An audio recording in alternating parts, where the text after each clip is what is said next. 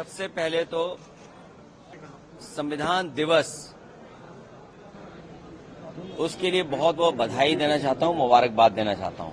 Anti narcotics task force highly professional बंदे higher कीते ने, चाहे वो लॉ अफसर होण, चाहे वो फोरेंसिक दे होण, चाहे होर जांच दे अधिकारी होण, ते अपनी होणगे इन्हां दे। पंजाब सरकार में है नशे के खिलाफ जीरो टॉलरेंस। पंजाब सरकार का एक और कठोर कदम। शिकायत दर्ज करवाने के लिए मैसेज करें 9779100200 पर। नशे के खिलाफ हमारा साथ दें। जहां आज संविधान दिवस के दिन उत्सव मनाया जा रहा था, सच्चा उत्सव तभी है जब संविधान के रास्ते पर चलें। संविधान के रास्ते पे चलने में ही उत्सव मनाना है। और हम सब समाजवादी लोग हैं, सच्चे समाजवादी, संविधानवादी लोग हैं। हम वो समाजवादी लोग नहीं जो संविधान को कोरा कागज समझते हों। ये संविधान जिसने हमें रास्ता दिखाया, बाबा साहब भीमराव अम्बेडकर जी का संविधान, जिससे हमें समय समय पे अधिकार मिलते हैं। हमारी संविधान रक्षा करता है। संविधान हमारा संजीवनी है। संविधान हमारे पीढ़ी का प्रकाश स्तंभ है। तो संविधान के प्रति हमारा पूरा सम्मान है। और उस समय उत्सव मनाना जब संभल में जिस तरह का काम सरकार ने किया है, जाने चली गई हैं, गम के साए में कैसे उत्सव मनाया जा सकता है जहां जाने चली गई और न्याय नहीं मिल रहा है। तमाम हजारों लोगों को झूठे मुकदमे में फंसाया जा रहा है। वहां के सांसद, वहां के विधायक और उनके पुत्र पर झूठे मुकदमे लगाए रहे हैं। पूरी गलती है तो वो सरकार की है।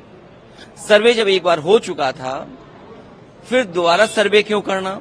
और अगर दोबारा सर्वे भी करना था तो आपस में बैठ करके बातचीत की जा सकती थी। बातचीत कर करके जो बातें रह गई थी उनका दोबारा सर्वे कराया जा सकता था। सर्वे के खिलाफ नहीं थे, लेकिन जिस तरह का सर्वे करते समय जो टीम के पीछे नारे लगा रहे थे, क्या उनके खिलाफ कोई कार्रवाई हुई? क्या सर्वे के साथ और सर्वे टीम के साथ बीजेपी के कार्यकर्ता थे जो भड़का रहे थे? क्या उनके पास ऊपर कार्रवाई हुई? क्या उनको गिरफ्तार किया गया? क्या उनको जेल भेज दिया गया? विपक्ष न जाए वहां पे। वहां पर जो लोग परेशानी और तकलीफ में हैं, उनकी बात न सुन पाए, इसलिए इंटरनेट बंद है। वहां पर कोई जा नहीं सकता है। हमारे दो लीडर ऑपोजिशन हैं, दोनों हाउस के, दोनों जाना चाहते हैं आज, लेकिन दोनों को जाने की परमिशन नहीं दे रहे हैं। अगर हम भी यहां से चल दें, मान लीजिए अभी गेट बंद कर देंगे, हमारे सभी सांसद चाहते हैं कि हम जाएं आज संभल। अगर हम संभल जाने के कहेंगे तो कहेंगे संविधान नहीं मानते, कानून नहीं मानते, सरकार का नहीं मानते। तो ये भारतीय जनता पार्टी के वो लोग हैं जो मन विधान से चलना चाहते हैं, संविधान से नहीं।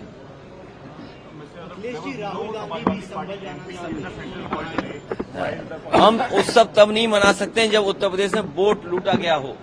हमने देखा कि समाजवादी पार्टी के वोटर्स को वोट नहीं डालने दिया। उनका कहां वोट पड़ पाया? क्या ये संविधान हमें ये रास्ता दिखाता है कि आप वोट छीन सकते हैं किसी का? इलेक्शन कमीशन जो कॉन्स्टिट्यूशनल बॉडी है, जिसको शिकायत की गई, उसके बाद भी क्या कार्रवाई हुई?